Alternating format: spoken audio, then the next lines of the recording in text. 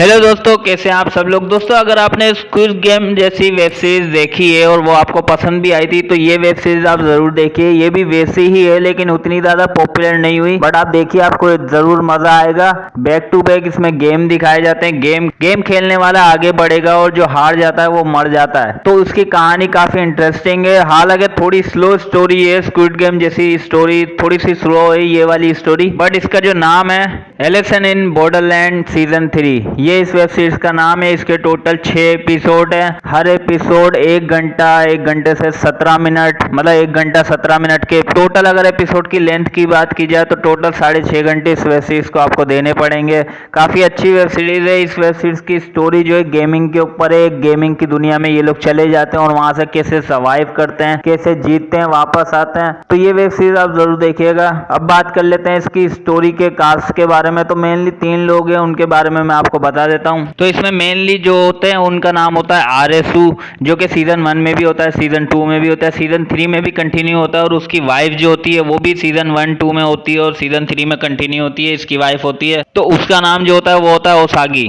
तो अब सीजन 1 में, सीजन 2 में कंटिन्यू ये लोग दोनों सीजन 3 में भी होते हैं। सीजन 1 की स्टोरी जो होती है वहां से स्टार्ट होती है, सीजन 2 में जो है उसकी एंडिंग हो जाती है। सीजन 2 में कंटिन्यू नहीं होती, एक नई स्टोरी देखने को मिलती है। तो अगर आपने सीजन 1 2 नहीं देखा तो कोई बात नहीं, आप सीजन 3 डायरेक्ट देख सकते हैं। तो इसकी तीसरा स्टार जो होता है वो होता है तो मार्सो यामा, जो होता है प्रोफेसर होता है, वो भी इस मूवी वेब सीरीज के अंदर होता है। तो अब बात करते हैं इसकी वेब सीरीज की स्टोरी के बारे में। एक एक एपिसोड की बात करेंगे। टोटल 6 एपिसोड हैं, एक एक एपिसोड के बारे में आपको बताएंगे। तो शुरुआत में दिखाते हैं आरएसू से जो है कुछ लोग जो है जानकारी ले रहे होते हैं, उनसे डॉक्टर पूछ रहे होते हैं, क्योंकि वो एक हार्ट पेशेंट होता है, मतलब हार्ट अटैक उसको आया होता है। काफी सारे लोगों को हार्ट अटैक आया होता है लेकिन 2 मिनट के अंदर अंदर वो लोग ठीक हो जाते हैं। तो काफी सारे डॉक्टर उनसे सवाल जवाब कर रहे होते हैं। वहीं से जो प्रोफेसर होता है वो भी उनसे सवाल कर रहा होता है। वो एक गेमिंग दुनिया के बारे में पूछ रहा होता है लेकिन किसी को भी कुछ याददाश्त नहीं होती, क्योंकि पहले एपिसोड में दिखाया जाता है कि सेकंड एपिसोड में जब सीजन खत्म होता है तो वो लोग गेम से बाहर आने के लिए उनसे पूछा जाता है कि आप इस गेम को कंटिन्यू करना चाहेंगे या फिर इस गेम से बाहर आना चाहते। आरएसू और उसकी वाइफ बोलते हैं हम बाहर आना चाहते हैं। तो वो लोग गेम के बाहर आ जाते हैं लेकिन उनकी याददाश्त उस गेम की खत्म हो जाती है, यानी उनको अपनी नॉर्मल जिंदगी में आ जाते हैं लेकिन उनकी गेम वाली याददाश्त जो है वो खत्म हो जाती है उस वक्त। तो डॉक्टर उनसे वही पूछ रहे होते हैं और जो प्रोफेसर होता है वो जानबूझ के जानना चाह रहा होता है कि वो गेमिंग दुनिया कौन सी है। आरएसू उसका जवाब दे नहीं पा रहा होता, उसके दिमाग पे असर हो रहा होता है, लेकिन वो वहां से चले जाते हैं। फिर सारे आरएसू अपनी वाइफ से भी मिलवाता है प्रोफेसर को कि ये मेरी वाइफ है। वो पहचान जाता है कि ये कौन है, उसको भी शक हो रहा होता है कि ये भी इस गेमिंग दुनिया में गई होती है। तो जो प्रोफेसर होता है वो उस गेमिंग दुनिया के बारे में जानना चाह रहा होता है। प्रोफेसर जो होता है वो चल फिर नहीं सकता, व्हील चेयर पे होता है। तो वो उस गेमिंग दुनिया के बारे में काफी जानना चाह रहा होता है कि क्या दुनिया है। ऐसे ही उसको एक मेल मिलता है, वो लड़की उसको बताने चाह रही होती है कि गेमिंग दुनिया के बारे में। तो वो उस लड़की से मिलता है, वहाँ वो बताती है कि ऐसी दुनिया सच में है, लेकिन वहाँ पे जाने के लिए वो लोग खुद आपसे कांटेक्ट करते हैं। कैसे करते हैं वो बाद में पता चलता है। फिर वो गेमिंग दुनिया में जाने की काफ़ी कोशिशें करता है। उसको एक इन्विटेशन भी आता है उस गेमिंग दुनिया में जाने का, काफ़ी सारे लोगों को आता है। तो वो उस गेमिंग दुनिया में जाने के लिए एक गेम खेलना पड़ता है। 6-7 लोग होते हैं, एक कुर्सी पे बैठते हैं, कार्ड्स वाला एक गेम खेलते हैं। जो हारता है वो उसी वक्त मर जाता है और जो जीतता है वो उस गेमिंग दुनिया में पहुंचा देने का वादा मिलता है, यानी कि टिकट मिलता है। जैसे कि स्क्विड गेम में मिलता है वैसा ही एक गेम खिलवाते हैं और उसको जो है टिकट दे देते हैं प्रोफेसर को। प्रोफेसर जीत जाता है, जितने भी उसके साथ लोग होते हैं सारे मारे जाते हैं। फिर आरएसू और ओसागी को दिखाते हैं, वो लोग अपनी हैप्पी मैरिड लाइफ एंजॉय कर रहे होते हैं, लेकिन फिर वो ऑफिस वगैरह भी जाना शुरू कर देते हैं। फिर उसके बाद होता ये है कि अचानक जो है उसकी वाइफ जो है ओसागी को कुछ याद आ रहा होता है उसके बीते दिनों के बारे में। एक जगह जाती है, उस जगह पे जाके उसको ये याद आता है कि ये जगह पे मैं पहले आ चुकी हूँ। काफी सारे लोगों की लाश उसको दिखाई देती है, जबकि कुछ जिंदा लोग भी वहाँ पे घूम रहे होते हैं, लेकिन उनको वो लाशें दिखाई नहीं देती, सिर्फ उसको दिखाई देती हैं। इसलिए वो थक के बेहोश होके सोफे पे बैठ जाती है। तब वहाँ पे प्रोफेसर आता है, वो उससे बातें कर रहा होता है और वहीं वहाँ पे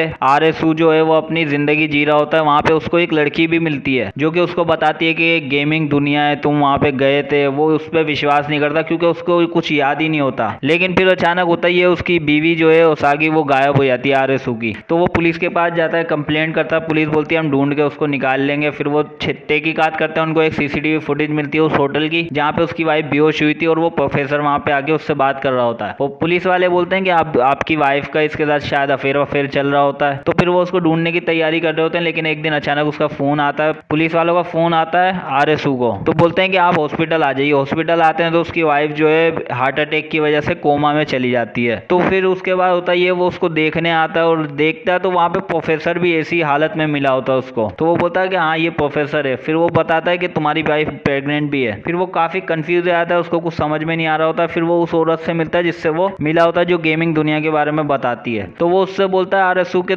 ये गेमिंग दुनिया कौन सी है। वो बोलता है तुम्हारी वाइफ उस गेमिंग दुनिया में चली गई है, अगर तुम्हें उसे बचाना है। क्योंकि उससे पहले होता ये है कि एक आदमी उसको भी मिलता है और उसके गेम में वही एक कार्ड देता है गेमिंग दुनिया में आने का। तो वो उस औरत से इसलिए मिलने जाता है गेमिंग दुनिया के बारे में जानने के लिए। वो बता दिए कि तुम्हारी वाइफ गेमिंग दुनिया में चली गई है, तुम्हें उससे वापस लाना होगा, वरना वो हमेशा वहीं फंसी की फंसी रह जाएगी या तो मर जाएगी। तो ये वो गेमिंग दुनिया के बारे में बताती है। फिर वो जाने का फैसला करता है। वो बोलती है कि मैं तुम्हें ऐसी दवाई दूंगी जिससे तुम्हारा हार्ट रुक जाएगा, 2 मिनट में तुम्हें वापस ढूंढ के उसको लाना है। वो बोलता है 2 मिनट में कैसे होगा। वो बोलती है 2 मिनट काफी होंगे, क्योंकि उस दुनिया यहाँ के 2 मिनट वहाँ के 2 साल होते हैं। तो ऐसा वो उसको बताती है। बोलती है तुम्हें जल्द से जल्द वहाँ से ढूंढ के अपनी वाइफ को वापस लाना होगा। तो वो गेमिंग दुनिया में जाने का फैसला करता है और उस लड़की के जैसे ही इंजेक्शन लगाती है उसको लगता है कुछ हुआ नहीं, लेकिन जैसे ही वो आंखें खोलता है वो उस दुनिया में पहुंच चुका होता है। मतलब वो उसी घर में बैठा होता है, लेकिन वहां से सब लोग गायब हो जाते हैं। फिर वो निकल के उस गेमिंग दुनिया में जाता है और वहां पे जाके गेम खेलने की तैयारी कर रहा होता है। तो ये पहले एपिसोड की स्टोरी होती है। तो सेकेंड एपिसोड की स्टोरी ये होती है कि आरएसू जो है वो दुनिया में पहुंच जाता है जहाँ पे गेमिंग की दुनिया होती है। बेसिकली वो ओरिजिनल दुनिया की एक डमी वर्जन होती है जहाँ पे कोई और नहीं होता, सिर्फ ये प्लेयर होता है। तो आरएसू उस दुनिया में पहुंच जाता है और गेम खेलने के लिए जा रहा होता है। वहाँ पे काफी सारे प्लेयर जो है ऑलरेडी वहाँ पे खड़े होते हैं। तो वो गेमिंग की स्टार्ट करते हैं। तो एक लड़की आती है जो कि सिर्फ वॉइस उसकी आती है। वो बोलती है गेम प्ले करो, तुम्हें आना है सबसे आगे और एक चिट निकालनी है। चिट में जो सा भी नंबर होगा तुम्हें वो ड्रॉर खोलनी है, उसमें एक पहेली होगी, उसे सुलझाना है। अगर तुमने सुलझा लिया तो ठीक है, वरना तुम हार जाओगे। तो सबसे पहले एक आदमी आता है जो कि शराबी होता है। वो उस चिट को निकालता है और उसको पढ़ता है तो वो पास हो जाता है। उसमें कोई पहेली नहीं होती, वो क्लीन चिट हो जाता है। सेकंड एक लड़की आती है, वो एक पहेली निकालती है, उसमें से एक जवाब निकलता है जो कि बेसिकली सारे जवाब नंबर्स में होते हैं। तो वो नंबर जो है उसको गलत याद होता है, तो वो जो है कुछ और नंबर बता देती है। असली नंबर होता है 17 नंबर होता है। लड़की अनाउंस कर देती है कि तुम्हारा जवाब जो है वो गलत है, 17 नंबर सही नंबर है। तो वो अब वो बोलती है कि एक जो है तीरों की जलती हुई तीरों की वर्षा होगी, यानी कि बारिश होगी जलती हुई तीरों की। तो वो लोग हैरान हो जाते हैं, हंसने लग जाते हैं। लेकिन अचानक एक तीर आता है और उसी लड़की की गर्दन में घुस जाता है जलता हुआ तीर, और वो गिर जाती है। तभी वहां पे और सारे तीर आने लग जाते हैं। 17 दफा वो तीर आते हैं, यानी 17 तीरों की वर्षा होती है जलती हुई।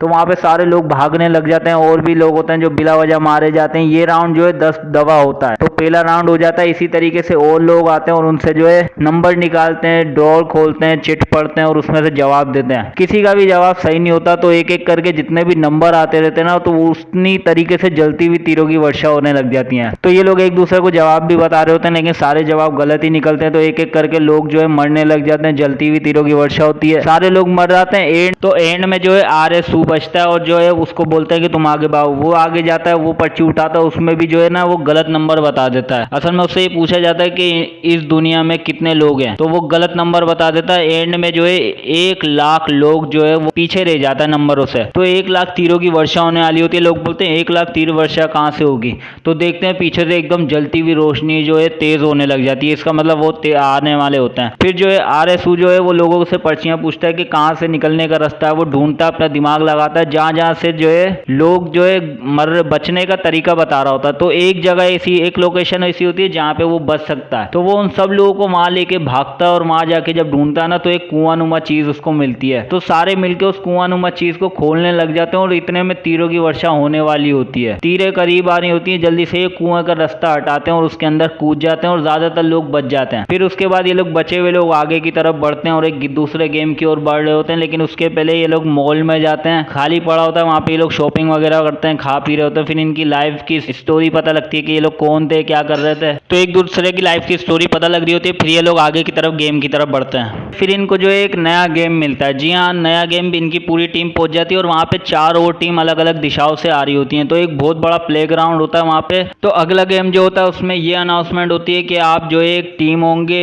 और भी 4 टीमें इस कंपटीशन में हिस्सा लेंगी और अलग अलग दिशाओं से इस बड़े से प्लेग्राउंड में आएंगी। और आने के बाद कार्ड वाला गेम होता है, उसमें जो है एक दूसरे को टैप करके आप कंपटीशन अपना चुन सकते हो कि ये मेरा कंपटीशन है। अब ये सुनने में नॉर्मली लगता है, लेकिन होता ये है कि आप जिसको भी चुनोगे उसको कार्ड गेम आपके साथ होगा, आपके पास काफ़ी सारे कार्ड होंगे, एक दूसरे से जो है 3-4 कार्ड आप लाइन में लगाओगे और सामने वाले के नंबर अगर आपसे ज़्यादा हुए तो वो विन कर जाएगा, और अगर आप हारे या आप जीते तो आप उसका एक कार्ड ले सकते हो, वरना अगर आप हारे तो वो आपका एक कार्ड ले लेगा। तो ये सुनने में नॉर्मल लगता है, लेकिन इसमें 3 कार्ड जो है वो इंटरेस्टिंग होते हैं। वो बताती है कि इसमें से एक कार्ड जो होता है वो ज़ॉम्बी का कार्ड होता है, और चारों टीमों के पास एक एक ज़ॉम्बी का कार्ड होता है। ज़ॉम्बी कार्ड क्या करता है कि जिस भी कंपटीशन में अगर आपको कोई चुन लेता है और आपके पास ज़ॉम्बी कार्ड है, तो आप उस ज़ॉम्बी कार्ड को यूज़ करके आप सेफ हो सकते हो और उसको भी ज़ॉम्बी बना सकते हो। तो इस तरीके से ये कंपटीशन चलता रहेगा। जितने ज़्यादा ज़ॉम्बी अगर हो जाएंगे तो पूरी ज़ॉम्बी टीम बच जाएगी, लेकिन अगर ज़्यादा इंसान बच जाते हैं तो पूरी की पूरी ज़ॉम्बी टीम को मार दिया जाएगा। इस तरीके से गेम होता है।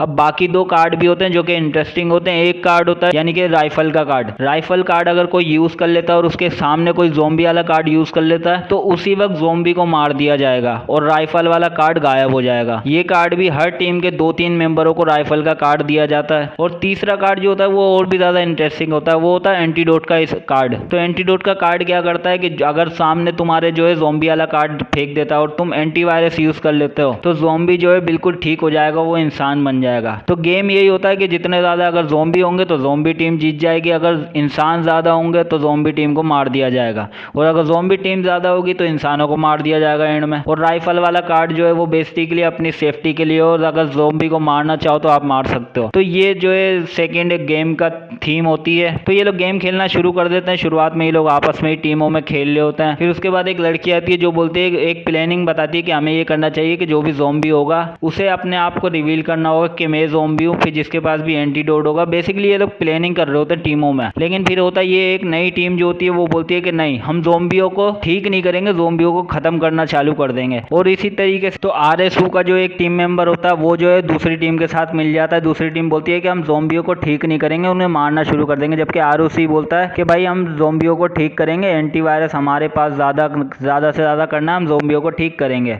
और ज़ॉम्बी घबरा जाते हैं कि अगर हमने अपने आप को रिवील कर दिया तो ये लोग हमें मारना शुरू कर देंगे। इस तरीके से गेम और ज़्यादा इंटरेस्टिंग हो जाता है। अब ज़ॉम्बियों को अपने आप को बचाना भी और अपनी तादाद भी बढ़ानी है, वरना वो सारे के सारे मारे जाएंगे। और जो गन वाले होते हैं वो दूसरी टीम डिसाइड करती है कि हम गन मैन को जितने भी गन वाले कार्ड हैं सब यूज़ करेंगे, ज़ॉम्बियों को ख़त्म करते जाएंगे। जितने भी हमें पता लगेंगे अगर ये ज़ॉम्बी हैं तो हम उन्हें ख़त्म कर देंगे।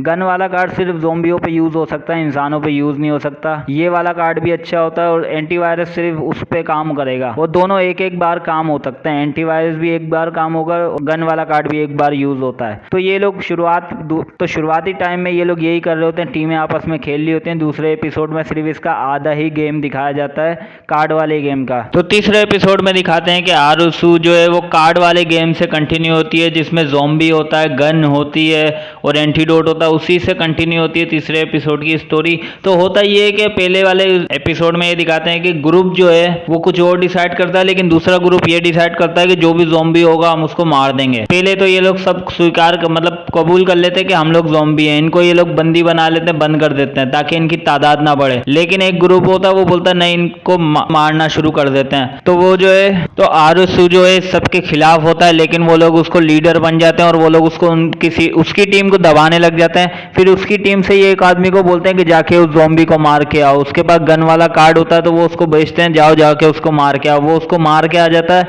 लेकिन रास्ते में ही उसको एक ज़ॉम्बी मिल जाता है और उसको कार्ड में हरा देता है और उसको भी ज़ॉम्बी बना देता है। वो वापस आके बोलता है कि मैंने उसको मार दिया, लेकिन फिर वो गायब हो जाता है। फिर एक आदमी को पकड़ा जाता है जो कि ज़ॉम्बी होता है और फिर वो बताता है कि मैंने इस आदमी को भी ज़ॉम्बी बना दिया। जो मतलब इनके RSU का टीम का मेंबर होता है वो भी ज़ॉम्बी बन जाता है। फिर एक एक करके RSU की टीम के लोग जो है गायब होने लग जाते हैं। फिर वो उस लड़के से मिलता है जो कि ज़ॉम्बी बन चुका होता है, उसका दोस्त। फिर ये कुछ और प्लान बनाते हैं। फिर RSU अपने दोस्तों को बोलता है, एक प्लान बनाता है और बोलता है सब लोगों को इकट्ठा करो जो अपने लोग हैं और आपस में गेम खेल के एक दूसरे को ज़ॉम्बी बना दो। ऐसा वो प्लान बनाता है कि ज़ॉम्बियों की अब तादाद बढ़ानी पड़ेगी क्योंकि हमारे लोग भी ज़ॉम्बी बन चुके हैं। तो अपनी तादाद बढ़ाने में लग जाता है। फिर उसके बाद होता ये है कि जो दूसरी टीम का मेंबर होता है और वो अपनी पूरी एक गैंग जमा कर लेता है ज़ॉम्बियों को मारने के लिए। फिर उसको जब पता लगता है कि ये हो चुका है तो वो उसके RSU की जो एक टीम का मेंबर होता है ज़ॉम्बी बन चुका होता है, जो उसकी कैद में होता है, वो उसको मार देता है। फिर उसके बाद वो एक एक करके ढूंढ के ज़ॉम्बियों को मारने लग जाता है। RSU की एक टीम का मेंबर भी होता है जो कि पहलवान टाइप का होता है, वो भी उन्हीं के साथ मिल जाता है कि ज़ॉम्बियों को मारना है। फिर एक लड़की होती है जिसपे जो है उस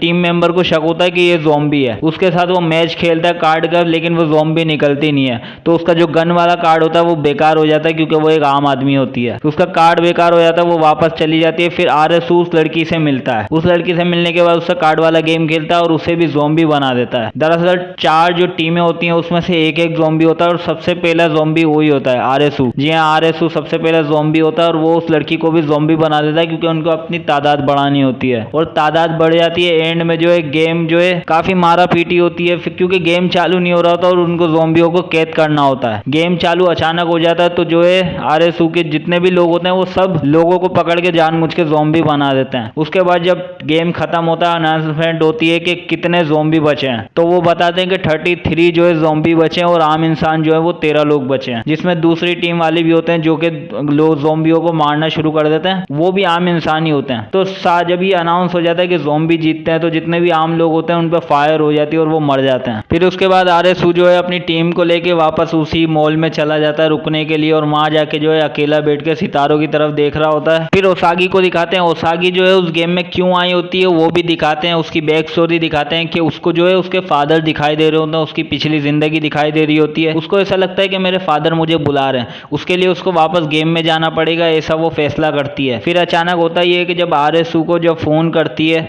तो उस टाइम वो गेम के अंदर जा रही होती है और वो प्रोफेसर भी उसी गेम में होता है। उसकी स्टोरी बाद में पता चलती है कि वो कैसे इस गेम में आया होता है। और वहाँ पे होता ही है शुरुआत में इनको पहला ऐसा गेम मिल जाता है कि एक बहुत बड़ा ब्रिज है, ब्रिज के नीचे ये लोग हैं जहाँ पे काफी सारे पुल वगैरह हैं। अब वहाँ पे अचानक लेजर लाइट जो तेज रोशनी की तरफ से आ रही होती है और इनको उन लेजर लाइट से बचना होता है क्योंकि अगर ये उनसे टकरा गया तो वो एक तरह की तलवार होती है जो तुम्हारे हाथ पाँव गर्दन सब काट देती हैं।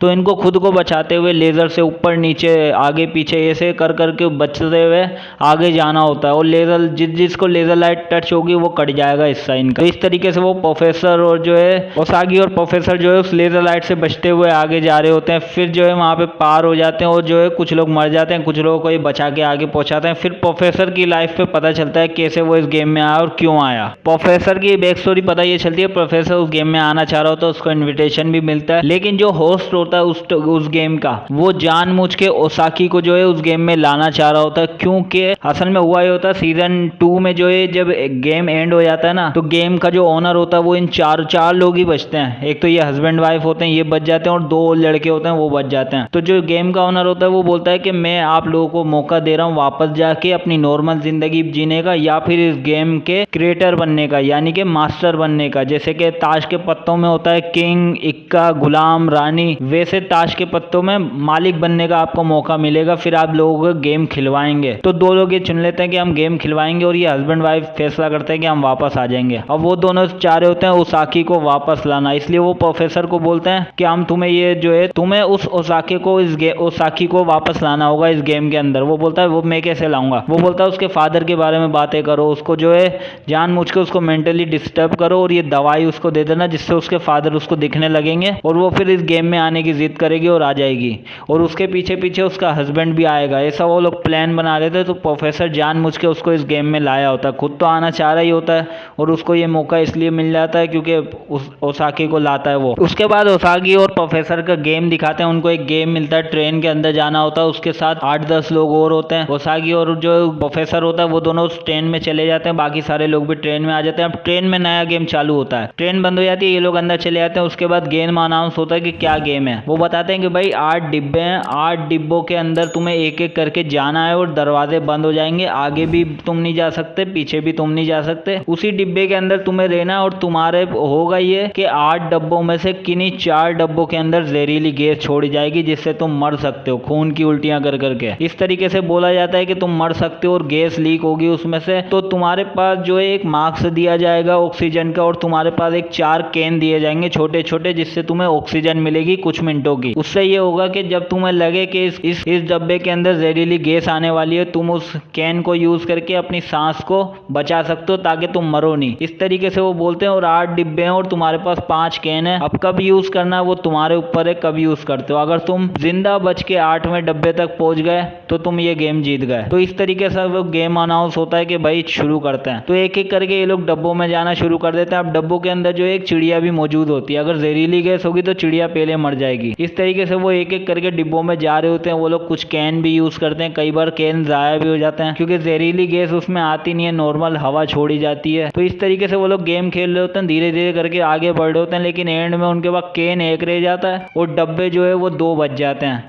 अब उसमें तीसरे एपिसोड में सिर्फ आधा यही गेम दिखाया गया, तो अच्छा एपिसोड है, ये भी जरूर देखिएगा। चौथे एपिसोड में ये होता है कि ओसागी जो है जिस ट्रेन पे होती है, यानी उसी गेम को कंटिन्यू किया जाता है जो ट्रेन वाला गेम होता है। अब होता ये है कि इनके पास जो है 2 डिब्बे आगे बचे होते हैं, यानी कि 7वां 8वां डिब्बा बचा होता है और इनके पास ऑक्सीजन टैंक जो है वो बिल्कुल खत्म हो चुके होते हैं, यानी कि अगर ये आगे बढ़ नहीं सकते और बढ़े तो मर जाएंगे क्योंकि जहरीली गैस से बच नहीं सकता है। अब उसके बाद एक लड़का होता है जो कि ट्रेन का थोड़ा जानकार होता है, तो वो बोलता है कि थोड़ी देर में एक और हमारे बाजू वाले प्लेटफॉर्म पे एक ट्रेन आएगी, उसमें हमें कूद जाना चाहिए, ये क्योंकि उसमें जितने लोग बचे यानी जितने लोग थे कंटेस्टेंट वो भी मर चुके होंगे, तो यानी उस ट्रेन में अगर हम बैठे तो इस गेम से निकल सकते हैं। तो ऐसा वो प्लान बताता है। फिर ओसागी जो है वो भी बोलती है कि हाँ हमें ऐसा करना चाहिए। फिर ये लोग जैसे ही ट्रेन का वेट कर रहे होते हैं, ट्रेन आती है और उनके बिल्कुल सामने आ जाती है और कुछ ही मिनट होते हैं इसमें छलांग मारने के लिए, तो एक एक करके उसमें कूदने लग जाते हैं। ज्यादातर लोग उसमें बच जाते हैं, लेकिन कुछ लोग जो है जैसे ही कूदते हैं बीच में एक खंबे आ जाते हैं, उसकी वजह से वो लोग मर जाते हैं। और कुछ लोग कूद नहीं पाते तो वो भी उस ट्रेन में रह जाते हैं और जहरीली गैस की वजह से मर जाते हैं। अब वो ओसागी जो है उस ट्रेन में कूद जाती है। प्रोफेसर भी किसी तरीके से चल नहीं सकता, लेकिन फिर भी उस ट्रेन में कूद जाता है। कूदने के बाद वो लोग बच जाते हैं, लेकिन होता ये है कि जब वो उसको प्रोफेसर को हक कर रही होती है, क्योंकि एक दूसरे के ऊपर गिर जाते हैं ये लोग, प्रोफेसर को वो हक कर रही होती है, तभी वहां पे एक और ट्रेन गुजर रही होती है और वो लोग भी जो है पार हो जाते हैं उस गेम से। लेकिन उनके साथ वाले प्लेटफॉर्म से एक और ट्रेन गुजरती है, लेकिन जब उसके दरवाजे खुलते हैं ना दोनों ट्रेनों के, तो उनके बाजू वाले प्लेटफॉर्म से एक और ट्रेन गुजर रही होती है और जैसे ही उसके भी दरवाजे खुलते हैं, इसके भी दरवाजे खुलते हैं, तो ओसागी जब उस ट्रेन में देखती है ना तो उसमें आरएसयू होता है। जी हाँ, आरएसयू होता है, वो भी वही गेम खेल रहा होता है, उसकी टीम भी वहां पे मौजूद होती है, वो लोग भी पार हो जाते हैं। तो उसको जब देखती है ना तो उसको चिल्लाने लगती है, वो भी उसको देखता है, तो दोनों एक दूसरे को चिल्ला रहे होते हैं और एक दूसरे का हाथ पकड़ने की कोशिश कर रहे होते हैं। लेकिन तभी बीच में खंबा आ जाता है, प्रोफेसर उनको खींच लेता है और दोनों की ट्रेन जो है बिल्कुल अलग अलग हो जाती है, अलग अलग हो जाती है। फिर जो है आरएसयू की ट्रेन जो होती है वो पार हो जाती है, वो उस ट्रेन को रोकने की कोशिश करता है, लेकिन देर हो जाती है, ट्रेन पलट जाती है। पलटने के बाद जो है आरएसयू को काफी ज्यादा चोटें आती हैं। फिर उनके अंदर ही एक डॉक्टर भी होता है, वो उसका इलाज भी कर देता है, मतलब सुई धागे से जो है उसका जख्म सी भी देता है। और वहीं ओसागी जो है वो रो रही होती है कि वो आ चुका है इस दुनिया में मुझे ले जाने के लिए। उसके बाद दोनों जो है अपनी अपनी जगहों पे चले जाते हैं, वहां जाके एक दूसरे को मतलब याद कर रहे होते हैं। और उसके बाद फिर प्रोफेसर की कहानी दिखाते हैं कि प्रोफेसर इस दुनिया के बारे में क्यों जानना चाह रहा होता है। प्रोफेसर शुरुआत में चल फिर सकता होता है, लेकिन उसके बाद इस दुनिया के बारे में वो जानना चाह रहा होता है। अपनी पढ़ाई के अंदर भी वो लोगों को बताता है इस दुनिया के बारे में कि ये दुनिया कैसी है। फिर होता ये है कि इसकी एक स्टूडेंट होती है, वो भी इस दुनिया में के बारे में जानना चाह रही होती है और उस दुनिया में जाने के लिए भी उसके ऊपर एक प्रयोग करता है, यानी कि एक एक्सपेरिमेंट उस पर करता है, उसके अंदर एक दवाई इंजेक्ट करता है, लेकिन वो ओवरडोज की वजह से मर जाती है। और फिर एक एक्सीडेंट होता है और उसके पैर भी चले जाते हैं, तो इसका जिम्मेदार वो खुद को मान रहा होता है, इसलिए वो इस दुनिया के बारे में काफी ज्यादा जानना चाह रहा होता है। फिर ये लोग सोचते हैं कि हम लोग गेम खेलेंगे, ओसागी और आरएसयू दोनों अलग अलग टीमों में होते हैं और अलग अलग गेम एक साथ प्ले हो जाते हैं। ओसागी का जो गेम होता है वो बेसिकली एक बहुत बड़ा आईफेल टावर जितना टावर होता है, उस पर ये लोग लटके हुए होते हैं और इनको अलग अलग जगहों पर नंबर लिखे होते हैं, जैसे 30, 32 इस तरीके के उन्हें नंबर लिखे हुए आते हैं। तो उन्हें उन तक पहुंच के नंबर बटन दबाना और बिंगो टाइप करना है,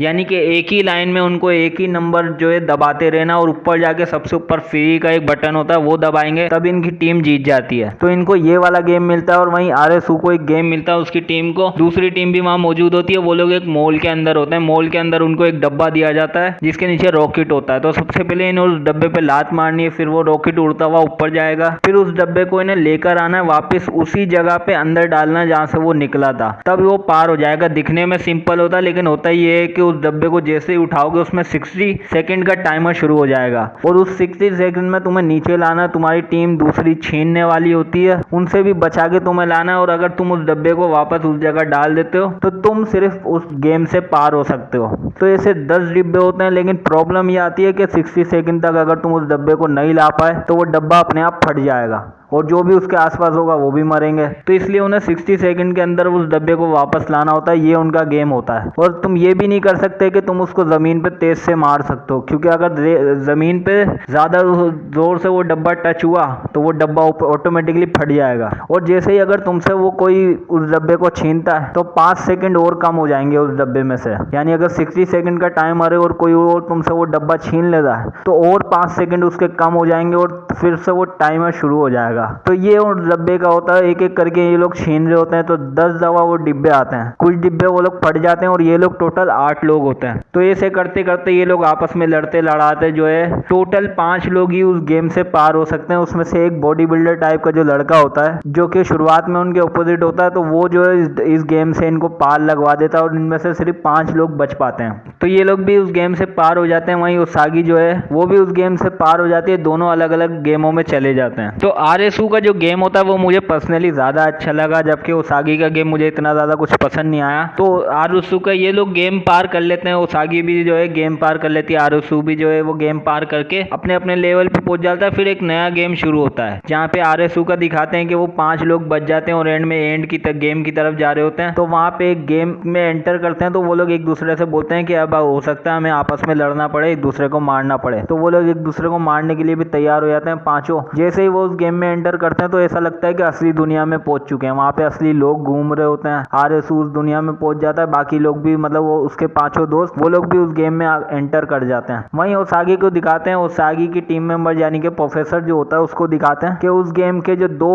परमानेंट मेंबर होते हैं, यानी जो उसागी को इस गेम में लाना चाह रहे होते हैं, प्रोफेसर को भी बोला होता है कि उसको लेकर आओ इस दुनिया में। वो लोग बताते हैं कि हमारे कॉम्पिटिटर कोई है ही नहीं, मतलब हम जिस पोजीशन पे हैं हमसे लड़ने वाला कोई है ही नहीं, और उसागी और आरएसयू ही जो है वो हमारा कंपटीशन है। तो उन्हें इस गेम में रहना चाहिए ताकि हमसे कंपटीशन करते रहें और इस गेम में हमें मजा आता रहे। इसलिए वो उसागी को जो है लाने की बात करता है। प्रोफेसर को बोलता है अब तुम्हें ये काम करना है कि प्रोफेसर को ये लोग बोलते हैं कि अब तुम्हें एक काम करना है कि उसागी को जो है गोली मार देनी है, यानी जान से मार देना, ताकि आरएसयू इस गेम में बना रहे और वो हमसे लड़ता रहे और हमें इस गेम में मजा आता रहे। तो वो उसे प्रोफेसर को ऐसा बोलती है। फिर प्रोफेसर को ये बोलता है कि तुम्हें इस गेम को बनाने वाले क्रिएटर से भी मिलाया जाएगा जिसने इस गेम को बनाया है, और तुम्हें वापस उस दुनिया में भेजा जाएगा और भी कुछ चीजें दी जाएंगी। तो ऐसा वो प्रोफेसर को वादा करता। प्रोफेसर बोलता है ठीक है मैं तुम्हारा ये काम कर दूंगा। तो ये ओवरऑल चौथे एपिसोड की स्टोरी होती है। तो 5वें एपिसोड में ये होता है कि आरएसयू अपनी टीम के साथ एक नए गेम में एंटर कर देता है। शुरुआत में उसको अपने ही जैसा एक इंसान दिखाई देता है और उसकी टीम को भी उन्हीं के जैसे कुछ लोग दिखाई देते हैं, जो कि उनके पीछे अगर ये लोग जाते हैं तो एक नई गेम की दुनिया में पहुंच जाते हैं। और वो गेम इनको पहले तो शुरुआत में ये दिखाया जाता है इनकी एक भविष्य, आने वाला भविष्य दिखाया जाता है आरएसयू का, कि वो अपने एक बच्चे को लेके जो है घूम रहा होता है और वहां पे जो है उसागी भी आ जाती है। जी हाँ, उसागी आ जाती है। ये लोग एक दूसरे से मिलते हैं, इन दोनों की टीमें जो है वो आपस में मिल जाती हैं। फिर जो है वो प्रोफेसर को भी थोड़ा मारता है कि तू इसको यहाँ पे लेकर आ गया था। वो बोलते हैं कि इसने मेरे को बचाया भी है।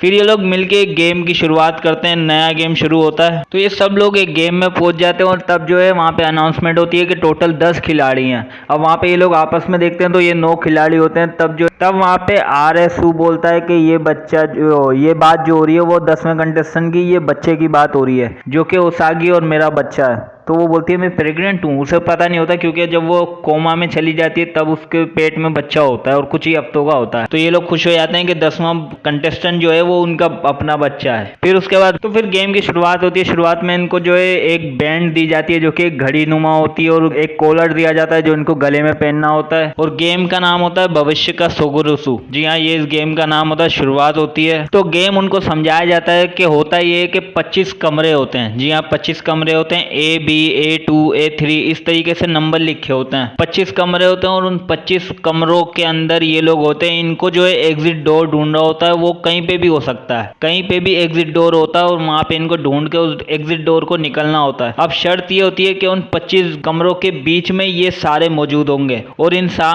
सारों के सामने जो है छक्के आएंगे, यानी कि 4 डाइस आएंगे और इनको वो डाइस फेंकना है। डाइस में से जो भी नंबर निकलेगा, 4 कमरे दिखाई देंगे आपको, 4 कमरे दिखाई देंगे और उन कमरों के ऊपर नंबर जो आपके छक्कों में नंबर आएगा ना, वही उन कमरों का नंबर होगा। अगर एक कमरे के ऊपर 7 नंबर लिखा है तो 7 लोग उस कमरे से दूसरे कमरे में जा सकते हैं। जाने के लिए 1 पॉइंट कट होगा आपका। और अगर उस रूम के अंदर, हर रूम के अंदर कुछ ना कुछ होता है, अगर किसी में फ्री रूम होता है, किसी में माइनस रूम भी होता है, तो माइनस रूम का मतलब होता है आपके हाथ में जो घड़ी होती है उसमें आपको 15 नंबर दिए जाते हैं। एक एक करके अगर आप दरवाजे खोलोगे तो 1-1 पॉइंट आपका कटता जाएगा।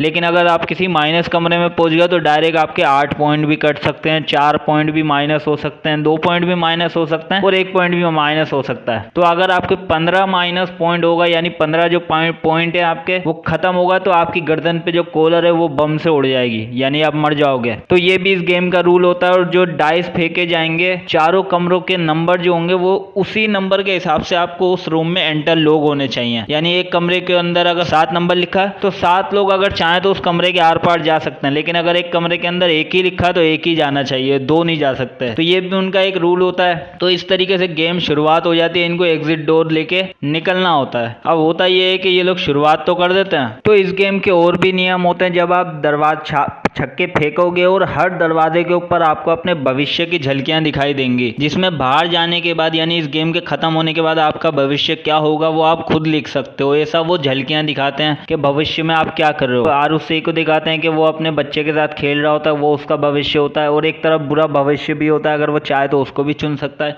इस तरीके से भविष्य दिखाया जाता है। अब होता ये एक और रूल भी होता है कि कमरे के अंदर अगर कोई एक रुक गया, 10 लोग एक कमरे के अंदर है और नंबर जो है वो सिर्फ 9 आए, यानी सारे कमरों को मिला के 9 नंबर आए, तो 9 लोग निकल जाएंगे, एक जो रह जाएगा वो उसी कमरे में फंस जाएगा। फिर उसको उसकी बुरी यादें दिखाई देंगी, तेज आवाजें सुनाई देंगी, जिससे वो काफी परेशान हो जाएगा। और उसको अगर निकालना है तो 2 लोगों को उसके आजू बाजू वाले कमरे में आके अपना एक एक पॉइंट देना पड़ेगा, तब उसका कमरा जो है ओपन हो जाएगा, वरना वो वहीं फंस के रह जाएगी। तो ये उस गेम का रूल होता है। और वापस आप कमरे के अंदर जा नहीं सकते, मतलब एक कमरे से अगर आप निकल गए तो वापस उस कमरे में जा नहीं सकते, ये भी एक रूल होता है। रूल काफी सारे होते हैं, इंटरेस्टिंग गेम। आरएसयू जो है वो बेसिकली एक रूल बनाता है कि हम लोग साथ खेलेंगे और इस तरीके से प्लानिंग बनाता है। लेकिन होता ये है कि कुछ लोग अपना भविष्य देख के ना वो उसकी प्लानिंग भूल जाते हैं, क्योंकि कुछ लोगों को अच्छा भविष्य चाहिए होता है और वो जिन दरवाजों के बारे में बता रहा होता है वहां पे उनका अच्छा भविष्य नहीं होता, बुरा भविष्य होता है। इसलिए वो उनको जो है वो लोग अपनी मर्जी चलाते हैं और गलत गलत कमरों में घुस जाते हैं और उसी की बात जो है मानते नहीं है और वो गलत कमरों में घुस जाते हैं, जिसकी वजह से वो मारे जाते हैं। तो ऐसे कर करके काफी सारे लोग मारे जाते हैं और किसी तरीके से ये लोग एक दूसरे को जो है मिलके, काफी कम लोग रह जाते हैं, वो लोग जो है निकलने की कोशिश कर रहे होते हैं और अलग अलग फिर से अलग अलग हो जाते हैं, क्योंकि उनको फाइनली A5 नाम का कमरा मिल जाता है जिसके अंदर से एग्जिट डोर निकल सकता है, क्योंकि सारे कमरे में वो लोग घूम के आ चुके होते हैं। तो ये लोग फैसला करते हैं कि हमें A5 में जाना है किसी तरीके से। फिर से ये लोग अलग होते हैं, लेकिन फिर आरुषु को जो है एक अपना भविष्य दिखाई देता है। जी हाँ, अपना भविष्य दिखाई देता है कि वो इस गेम से बाहर नहीं जा सकता और इसकी वाइफ को यानी ओसागी को जो है कोई गोली मार के उसी गेम में मार देता है। और वो कौन होता है? प्रोफेसर, क्योंकि उसके पास गन होती है। लेकिन ये आरुषु को नहीं पता होता कि उसके पास गन है और वो उसकी वाइफ को मार देगा। वो देखता है अपना भविष्य के, उसकी बुरा भविष्य देखता है कि उसकी वाइफ जो है मर चुकी है, किसी ने गोली मार दी और गेम खत्म हो जाता है। वो भी उस गेम में फंस जाता है, इस वजह से वो भी मारा जाता है। तो ये ओवरऑल 5वें एपिसोड की स्टोरी होती है। तो फाइनल एपिसोड में ये दिखाया जाता है कि वही गेम कंटिन्यू होता है, जो 25 बॉक्स वाला गेम होता है वही कंटिन्यू होता है। उसमें ये लोग फंस जाते हैं, तो किस तरीके से वहां से निकलने की कोशिश करते हैं, क्या क्या ट्विस्ट आते हैं, किस तरीके से दिमाग वाला खेल होता है। और आरएसयू जो है वो दिमाग लगा के कैसे अपनी पूरी की पूरी टीम को, अपनी वाइफ को, प्रोफेसर को, इन सबको वहां से बाहर निकाल लेता है। ये उसके दिमाग की दाद देनी पड़ेगी, क्योंकि काफी दिमाग लगा के वो उन सबको वहां से बाहर निकाल के लाता है। तो उसके बाद ये होता है कि ये लोग सारे जो है आरएसयू उन सबको बचाता हुआ आखिरी दरवाजे तक पहुंच जाता है, जिसका A5 नाम होता है। और उसके लिए आखिरी दरवाजा पार करने ही वाले होते हैं ये, लेकिन उसके लिए इनको एक और नंबर दिया जाता है, यानी छक्के का, कि डाइस को घुमा के फेंको और अगर जितने नंबर आए सिर्फ उतने लोग इस गेम से बाहर जा सकते हैं। तो वो जो है आरएसयू जो है अपना डाइस फेंकता है और उसमें 7 नंबर आता है, जबकि वो लोग 8 होते हैं, क्योंकि उसकी वाइफ प्रेग्नेंट भी होती है। वैसे वो 7 होते हैं, लेकिन उसके बच्चे को मिला के 8 लोग हो जाते हैं। तो आरएसयू उन सबको बोलता है कि तुम लोग जाओ, जबरदस्ती उन सबको उस गेम से बाहर भेजता है और खुद गेम में रह जाता है। अब उन लोगों को ये लगने लगता है कि आरएसयू मर जाता है, लेकिन जैसे ही दरवाजा बंद होता है तो होता ये है कि आरएसयू को ये दिखाया जाता है कि मतलब उसको सब दिखाई दे रहा होता है कि बाहर क्या चल रहा होता है। वो लोग सारे उस गेम से बाहर आने के बाद रोने लग जाते हैं। आरएसयू को उसकी वाइफ जो है ओसागी जो है वो याद कर रही होती है, लेकिन वो सब देख रहा होता है। फिर वो उस प्रोफेसर को भी देखता है, वो अपनी जेब से गन निकालता है शूट करने के लिए, क्योंकि उसको उस गेम मास्टर ने बोला होता है कि तुमने अगर इस लड़की को मार दिया तो मैं तुम्हें उसके गेम के मास्टर से भी मिलवाऊंगा और जो मर्जी आएगी वो तुम्हें मिलेगा, इस दुनिया से पीछे जाने के बाद। तो इसलिए वो बंदूक निकाल के गोली चलाने वाला होता है और जो है आरएसयू जो है गेम के अंदर से चिल्ला रहा होता है उसके ऊपर, वो सुन नहीं पा रही होती